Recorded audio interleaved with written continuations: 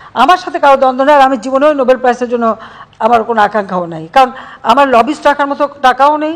এটা নিয়ে এবং তিস্তা চুক্তি নিয়ে যে দুটো ইস্যু এই মুহূর্তে সবচেয়ে বেশি আলোচিত হচ্ছে, সে দুটো নিয়ে আজকে কথা বলি। দারিদ্র বিমোচন করলাম তো আমি আজকে 41.6 ভাগ থেকে নামিয়ে আমি 18.7 ভাগে নামিয়ে এনেছি এই মাত্র 15 বছরে। দেশ বিক্রি হয়েছে, দেশ বিক্রি হয়, দেশ বিক্রি কিভাবে হয় আমরা আসলে এখন সাক্ষী হচ্ছি, খুব স্পষ্টভাবে আমরা সবকিছু দেখতে পাচ্ছি। এরই মধ্যে এমন একটা খবর আমাদের সামনে এসছে, এখন পর্যন্ত সবগুলো গণমাধ্যমে খবরটা প্রকাশিত হয়নি, একটা অনলাইন নিউজ পোর্টালে আমি খবরটা দেখেছি, যে বিষয়টা নিয়ে আজকে কথা বলবো। পুরোপুরিভাবে সরকারকে নাড়িয়ে দেবে এই খবরটা। আওয়ামী লীগ খুবই খারাপ অবস্থার মধ্যে চলে যাবে, আর এমন কিছু ঘটবে বিএনপি খুবই খারাপ ভালো অবস্থার মধ্যে চলে আসবে। এটা একেবারে অনিবার্য এবং এটা খুব দ্রুত। এটা দ্রুত। আপনি যত পলিটিক্যাল সায়েন্সের বই আছে। দর্শক, আপনারা কিন্তু ইতিমধ্যেই মাননীয় প্রধানমন্ত্রীর সেই বক্তব্যটি শুনেছেন, যেখানে তিনি দেশ বিক্রিকে কেন্দ্র করে কিছু চাঞ্চল্যকর তথ্য প্রকাশ করেছে। এমনকি দর্শক, সেখানে তিনি ডক্টর ইউনূসকে কেন্দ্র করেও কিছু মন্তব্য করেছেন, এবং সর্বশেষে তিনি ভারতকে কেন্দ্র করে আগে বিএনপি যেই ধরনের কর্মকাণ্ডগুলো করেছিল বা দেশ বিক্রিকে কেন্দ্র করে বিএনপি যেই ধারণাটি পোষণ করেছিল সেটিও তিনি তুলে ধরেছেন। কিন্তু দর্শক, তার সেই মন্তব্যগুলোকে এই মুহূর্তে কিছু বিশ্লেষকগণ নানানভাবে প্রশ্নবিদ্ধ করছে, এমনকি তার সেই বক্তব্যটাকে এখন চুলচেরা বিশ্লেষণ করছে। দর্শক, তার বক্তব্যটাকে কেন্দ্র করে বা মাননীয় প্রধানমন্ত্রী শেখ হাসিনার সেই বক্তব্যটাকে কেন্দ্র করে এই মুহূর্তে যেই বিশ্লেষকগণ বিশ্লেষণটি করেছে, সেই বিশ্লেষণটি একটু পরে আপনাদের সামনে উপস্থাপন করব। এমনকি দর্শক, এরই সাথে সাথে সর্বশেষে একটি গুরুত্বপূর্ণ আলামত প্রকাশ করেছে সাকিব আনোয়ার। সেখানে দর্শক, তিনি জাতিসংঘের শান্তি মিশন সম্পর্কে কিছু মন্তব্য করেছেন বা আলোচনা করেছেন। দর্শক, সেটিও আপনারা জানতে চলেছেন। এমনকি দর্শক, গোলাম মাওলা রনি বিএনপিকে কেন্দ্র করে কিছু তথ্য প্রকাশ করেছে, যেখানে তিনি বলেছেন ৭০ বছর আগের ঘটনা আবার বিএনপির মধ্যে ফিরে আসছে।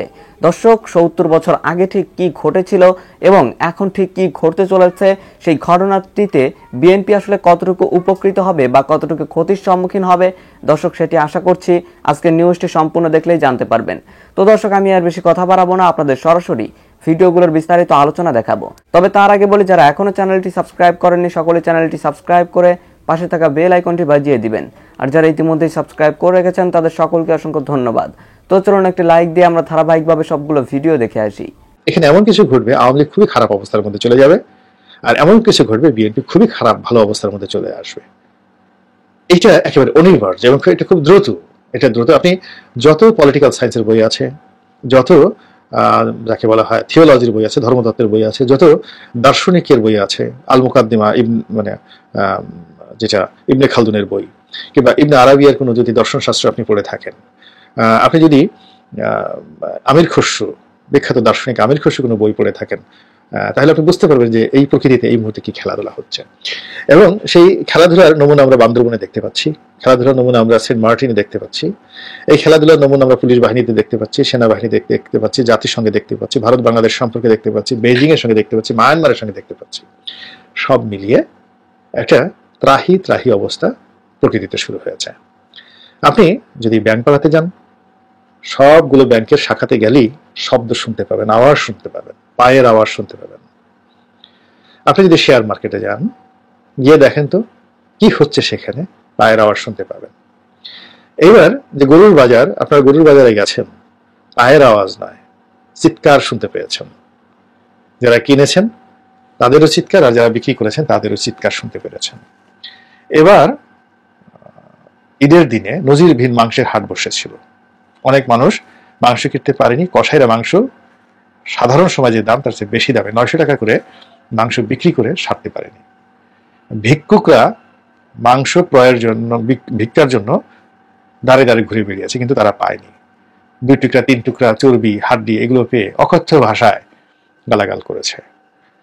সব মিলিয়ে যে একটা প্রকৃতিতে একটা সুরঙ্গ তৈরি হয়ে গিয়েছে, ক্ষমতার পাল্লা বদলের, ক্ষমতার রদ বদলের, নতুনের ডাক এবং পুরনের ডাক, এই দুয়ের ডাকের মধ্যে, হাক ডাকের মধ্যে প্রকৃতি একটা সমন্বয় করার জন্য যে সময় নেয়, সেই সময়টি এখন এই 2024 সন আমাদের জীবনে একটা যুগ সন্ধিক্ষণ হিসেবে এসেছে।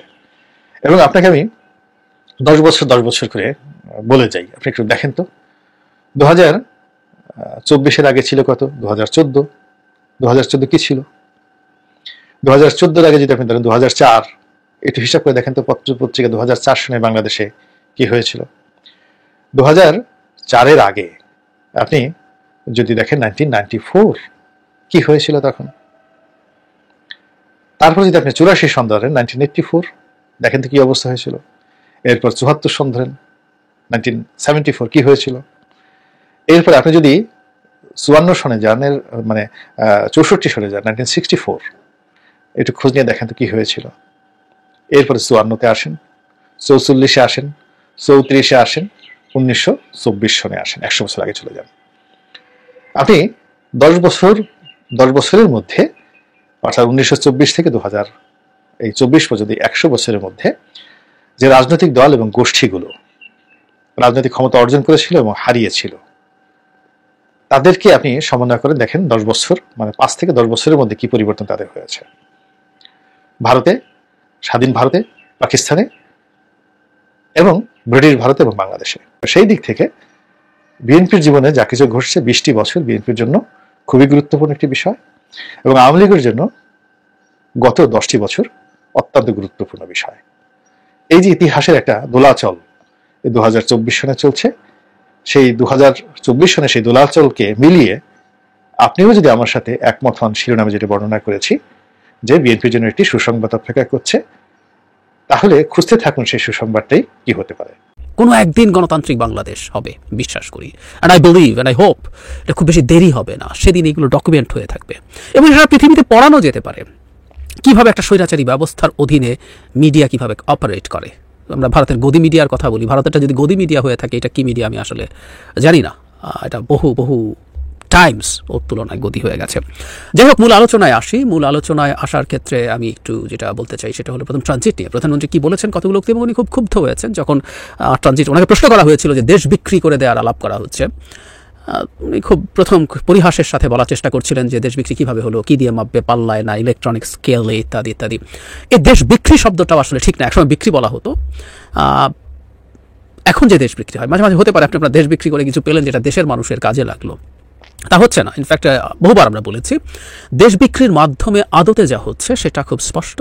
আওয়ামী লীগ কিছু গেইন করছে, আওয়ামী লীগ তার ক্ষমতা টিকিয়ে রাখতে পারছে, কিন্তু দেশ বিক্রি হয়ে যাচ্ছে, সত্যি হয়ে যায়। এবং দেশ বিক্রি তো আসলে আক্ষরিক অর্থে হয় না।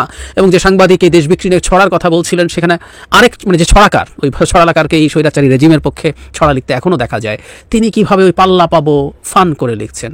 মানে দেশ বিক্রি মানে মেটাফরিক্যালি কি, এটা আমরা সবাই বুঝি। আওয়ামী লীগ এই কাজটা এক্সক্লুসিভলি করছে গত অন্তত 14 সালের পর থেকে। যাই হোক, ট্রানজিট নিয়ে প্রধানমন্ত্রী যা বলেছেন সেটা নিয়ে আমার কিছু পাল্টা বক্তব্য আছে, অন্তত আমি আমার দ্বিমতের জায়গাগুলো বলবো। ওনাকে যখন জিজ্ঞেস করা হয়েছিল ট্রানজিট নিয়ে, তখন বলা হচ্ছে যত ছোট হোক এটা আমাদের সার্বভৌম দেশ, সেই সার্বভৌমত্ব রক্ষা ও স্বকীয়তা বজায় রেখে বন্ধুত্বপূর্ণ সম্পর্ক রেখে কাজ করছি। সরাসরি নিজের পণ্য পরিবহনের সুযোগ দেওয়ার এবং সেগুলো নিয়ে যে সমালোচনা হচ্ছে সেগুলো যৌক্তিকতা নিয়ে তিনি প্রশ্ন করেছেন। তিনি প্রশ্ন করেন একটা দেশের সঙ্গে আরেকটা দেশের ট্রানজিট দিলেই বা ক্ষতি কি? ইউরোপের দিকে তাকান, সেখানে কোনো বর্ডার নেই, তাহলে কি এটা এক দেশ থেকে আরেক দেশের কাছে বিক্রি করে দিয়েছে? তাহলে সাউথ এশিয়া আমরা কেন পিছিয়ে থাকবো? আমি সবগুলো কথা জবাব দেবো। আর একটু পড়ি। দেশের মানুষের কল্যাণের কথা মাথায় রেখেই ভারতের সঙ্গে রেল সংযোগ বাড়ানো হচ্ছে বলে জানান তিনি। ভারতের সঙ্গে উনি কোট আনকোট বলছেন, আমরা এখন এটা ওনার বক্তব্য বলছি, ভারতের সঙ্গে রেল যেগুলো এতদিন বন্ধ ছিল সেগুলো আস্তে আস্তে খুলে দিচ্ছি, তাতে আমাদের ব্যবসা বাণিজ্য সহজ হচ্ছে তিনি বলেন। তিনি আরও বলেন, এই যে আমরা সমস্ত যোগাযোগ ব্যবস্থা খুলে দিলাম, তাতে সবচেয়ে বেশি লাভবান হবে আমাদের দেশের মানুষ। তারা চিকিৎসা পড়াশোনার জন্যই যায় বা অন্য কাজে যায়, হাট বাজার করতে যায়, আমাদের ব্যবসা বাণিজ্যের ক্ষেত্রে তো আরও উন্মুক্ত হবে। উনি এই কথাগুলো সাংবাদিকদেরকে বলেন। আচ্ছা, প্রথম ইউরোপের প্রশ্নে আসি। ইউরোপিয়ান ইউনিয়নের কথা উনি বলছেন। প্রথম কথা হচ্ছে, ইউরোপিয়ান ইউনিয়ন কি বাংলাদেশ ভারতের মতো তাদের স্ট্যাটাস? ইউরোপিয়ান ইউনিয়ন মোটা দাগে একটা ফেডারেশনের মতো, মোটা দাগে বলছি, স্বাধীন দেশ আছে, কিন্তু এর মধ্যে অনেকগুলো লিগ্যাল ফিনান্সিয়াল ফ্রেমওয়ার্ক হুবহু একই। মানে ওটা আসলে এক দেশ না, মোটা দাগে, আমরা এত টেকনিক্যালি ঢুকছি না আলোচনায়, মোটা দাগে ওটা একটা দেশের মতো ইউনিট হিসাবে কাজ করে। ওখানে অভিন্ন মুদ্রা আছে। ব্রিটেন অবশ্য যখন ছিল তখন তারা ইউরোকে মেনে নেয়নি, তাদের পাউন্ড জারি রেখেছিল, কিন্তু এছাড়া সব দেশে কমন মুদ্রা আছে, ফিনান্সিয়াল সিস্টেম, আইন, সব কিছুর মিল না হলে এটা হয় না। আমরা জানি ইউক্রেন 14 সালে, এর আগে থেকে তারা চাইছিল ইউরোপিয়ান ইউনিয়নে যুক্ত হতে, অ্যাক্সেশন একটা ট্রিটি আছে আগে, সেটা তাদের হয়েছে। তার মানে আপনি প্রথম আপনাকে নেয়ার আগে আপনার আইনও সংস্কার, ইউরোপ যে স্ট্যান্ডার্ডের মানবাধিকারের কথা চিন্তা করে, সে যে স্ট্যান্ডার্ডের ফিনান্সিয়াল সিস্টেম সে চালু রাখে, এই সবগুলোর সাথে কনফার্ম করবে এরকম লিগাল ফ্রেমওয়ার্ক আপনাকে তৈরি করতে হবে, তার মতো হতে হবে। নাম্বার 2, ইউরোপে কোনো দেশের সাথে কোনো দেশের, মানে এটা এরকম না যে ইউরোপে ঘিরে থাকা এক দেশকে আরেক দেশের মধ্যে দিয়ে, ইউরোপেরটা জেনুইনলি যদি ট্রানজিট শব্দটা ব্যবহার করেন, এটা ট্রানজিট, আপনি এক দেশ ক্রস করে আরেক দেশে চলে যেতে পারেন। মানে প্রায় এই ট্রানজিট শব্দটা ব্যবহার করে, আমরা সহজে বোঝার জন্য ট্রানজিট শব্দটা আমি অনেক সময় বলি, কিন্তু আসলে বাংলাদেশের ওপর দিয়ে ভারত যা করছে এটা আসলে একটা করিডোর। ভারত তার নিজ দেশের একটা অংশ থেকে আরেকটা অংশে যাচ্ছে, সুতরাং ইউরোপের সাথে কোনোভাবেই তুলনীয় না ভারতকে আমরা যা দিচ্ছি, নো ওয়ে, একদম কোন সোজা সাপটা কথা, তাই তো? দেশ বিক্রি হয়েছে, দেশ বিক্রি হয়, দেশ বিক্রি কীভাবে হয় আমরা আসলে এখন সাক্ষী হচ্ছি, খুব স্পষ্টভাবে আমরা সব কিছু দেখতে পাচ্ছি। এমন একটা খবর আমাদের সামনে এসছে, এখন পর্যন্ত সবগুলো গণমাধ্যমে খবরটা প্রকাশিত হয়নি, একটা অনলাইন নিউজ পোর্টালে আমি খবরটা দেখেছি, যে বিষয়টা নিয়ে আজকে কথা বলবো। পুরোপুরিভাবে সরকারকে নাড়িয়ে দেবে এই খবরটা। র্যাবে কর্মরত 2জন সেনা কর্মকর্তাকে জাতিসংঘ শান্তিরক্ষা মিশনে যাবার ঠিক আগ মুহূর্তে প্রত্যাহার করা হয়েছে। আমাদের নিশ্চয়ই মনে আছে, কয়েকদিন আগে টর্চারার্স অ্যাজ পিস কিপার্স নামে একটা ডকুমেন্টারি প্রকাশিত হয়েছিল, এবং সেখানেও বারবার র্যাবের নাম উঠে এসছে। র্যাবের উপরে মার্কিন যুক্তরাষ্ট্রের নিষেধাজ্ঞা তো আছেই। 2021 সালের ডিসেম্বরে আন্তর্জাতিক মানবাধিকার দিবসে তারা যে স্যাংশনটা দিয়েছিল র্যাব এবং র্যাবের সাবেক বর্তমান 6 জন কর্মকর্তার বিরুদ্ধে, সেটা এখনও আছে। ফলে র্যাবের এই 2জন কর্মকর্তা, যারা অ্যাকচুয়ালি সেনা কর্মকর্তা, তাদেরকে জাতিসংঘ শান্তিরক্ষা মিশনে যাওয়ার ঠিক আগ মুহূর্তে প্রত্যাহার করা ভয়ঙ্কর একটা বার্তা বাংলাদেশের জন্য। এবছর জাতিসংঘ শান্তিরক্ষা দিবসের আগে আমার এই চ্যানেলে একটা ভিডিওতে আমি বলেছিলাম যে ডকুমেন্টারিটা প্রকাশিত হয়েছে, অর্থাৎ টর্চারার্স অ্যাজ পিস কিপার্স নামে, সেটা জাতিসংঘ শান্তিরক্ষা দিবসের ঠিক কয়েকদিন আগেই প্রকাশিত হয়েছে, এবং এটা নিয়ে জাতিসংঘ অবশ্যই রিয়্যাক্ট করবে, কারণ এই ডকুমেন্টারিতে জাতিসংঘের দিকে আঙুল তোলা হয়েছে। কারণ তাদের যে রিক্রুটমেন্ট প্রসেস, সেই প্রসেসের ভেতর দিয়ে যারা টর্চারার্স, অর্থাৎ যারা নিজের দেশে মানবতা বিরোধী কর্মকাণ্ডে জড়িত, তারাও জাতিসংঘ শান্তিরক্ষা মিশনে চলে যেতে পারছে। এই কারণে তারা জাতিসংঘকেও অ্যাকিউজ করেছিল। ফলে আমি আমার সেই ভিডিওতে বলেছিলাম, জাতিসংঘ সামনের দিনগুলোতে পিস কিপার্সের, অর্থাৎ জাতিসংঘ শান্তিরক্ষা মিশনের রিক্রুটমেন্টের ক্ষেত্রে তারা আরও বেশি স্ট্রং হবে, এবং অবশ্যই তারা এই বিষয়গুলোকে অ্যাড্রেস করবে, এবং সম্ভবত সেটাই হচ্ছে। আমি এই রিপোর্টটা একটু পড়ি। এখানে বলছে, র্যাবে কর্মরত 2 সেনা কর্মকর্তাকে জাতিসংঘ শান্তি মিশনের আগ মুহূর্তে প্রত্যাহার।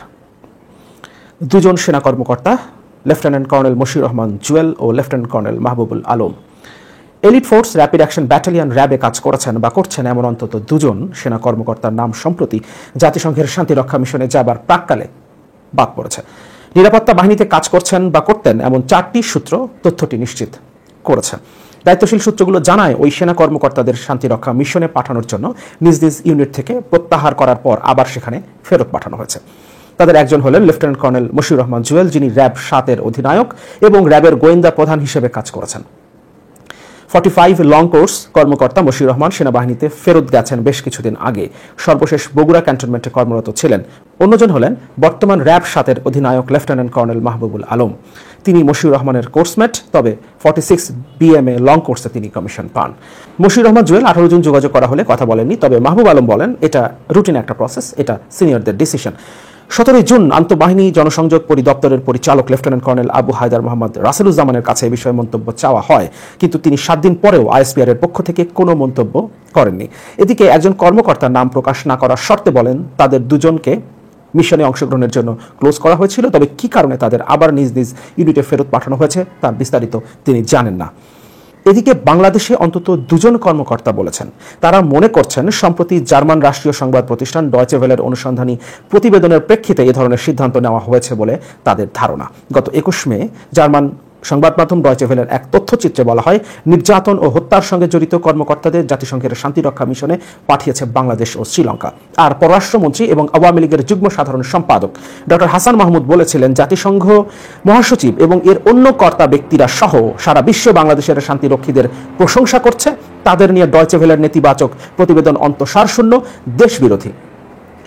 জাতিসংঘ মহাসচিবের সাথে বৈঠকের একটা নাটক সাজিয়েছিল ডক্টর হাসান মাহমুদ, বাংলাদেশের পররাষ্ট্রমন্ত্রী। এ বিষয়ে আমার চ্যানেলে আমি একটা ভিডিও করেছিলাম, ভিডিওটার লিঙ্ক আমি ডেসক্রিপশনে দিয়ে দিব। কিভাবে জনগণকে তারা বোকা বানানোর চেষ্টা করে, অর্থাৎ নিজেদের মন গড়া বক্তব্যকে জাতিসংঘ মহাসচিবের বক্তব্য হিসেবে তারা কিভাবে প্রচার করছে, সে বিষয়ে আমি আমার এই চ্যানেলে কথা বলেছিলাম, যে বিষয়টাকে নিয়েই এখানে আবার উল্লেখ করা হয়েছে। এরপর রিপোর্টে বলা হয়েছে এখন কি করা যেতে পারে।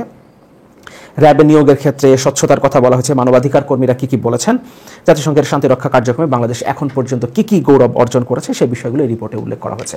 এগুলো আর পড়ছি না, কিন্তু মূল বিষয়টা হচ্ছে দুজন সেনা কর্মকর্তা, যাদের মধ্যে একজন একটা সময় র্যাবে কর্মরত ছিলেন, বর্তমানে তিনি সেনাবাহিনীতে ফেরত গেছেন, আরেকজন র্যাবে বর্তমানেও কর্মরত আছেন। তাদের দুজনকে জাতিসংঘ শান্তিরক্ষা মিশনে যোগদানের ঠিক আগ মুহূর্তে প্রত্যাহার করা হয়েছে।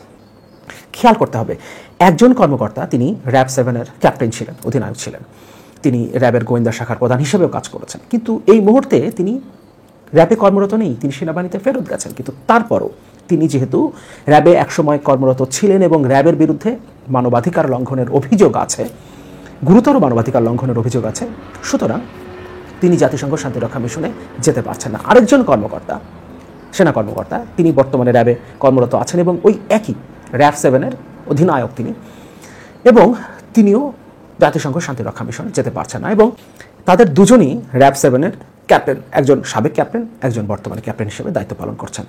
সুতরাং বোঝা যাচ্ছে র্যাব 7-এর ওপরে বিশেষ কোনো একটা মানবাধিকার লঙ্ঘনের অভিযোগ আছে।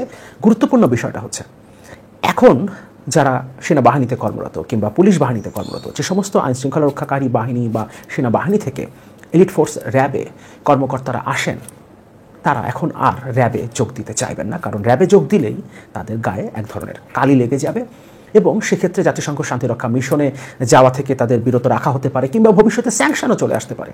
দর্শক, আমি আশা করছি আপনারা সকলেই অত্যন্ত মনোযোগ সহকারে সবগুলো ভিডিও দেখেছেন। এমনকি দর্শক, যদি এই ভিডিওগুলো সম্পর্কে আপনাদের কোনো মতামত থেকে থাকে তাহলে তো অবশ্যই জানাবেন। দর্শক, নিউজটি শেষ করছি এখানেই, ফিরছি পরবর্তী নিউজে নতুন কোনো টপিকে। আল্লাহ হাফিজ।